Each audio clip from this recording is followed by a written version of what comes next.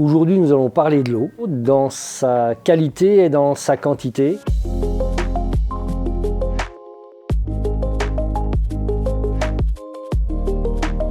Bonjour, je suis Didier Basset, le responsable technique de la société Molin. Le rôle de l'adoucisseur va être d'enlever la totalité du calcaire de l'eau et d'en réinjecter la quantité nécessaire à ce que la qualité de l'eau reste stable. L'eau adoucie va permettre d'allonger la durée de vie du matériel électroménager et autres dans la maison.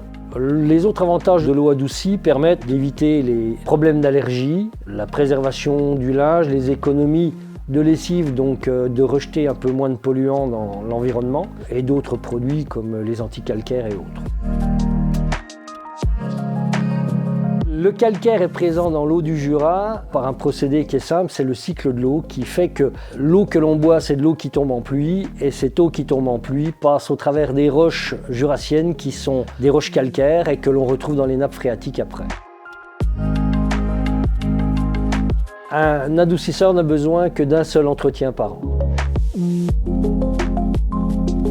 Donc concrètement, l'eau qui va tomber sur le toit de votre maison va être récupérée dans un réservoir et cette eau-là va pouvoir être utilisée dans vos WC, dans vos lave-linges et dans vos robinets extérieurs de la maison. En revanche, cette eau de pluie ne peut pas être utilisée pour la consommation humaine, pas plus sous la douche qu'au lavabo, simplement parce qu'elle n'a pas été contrôlée.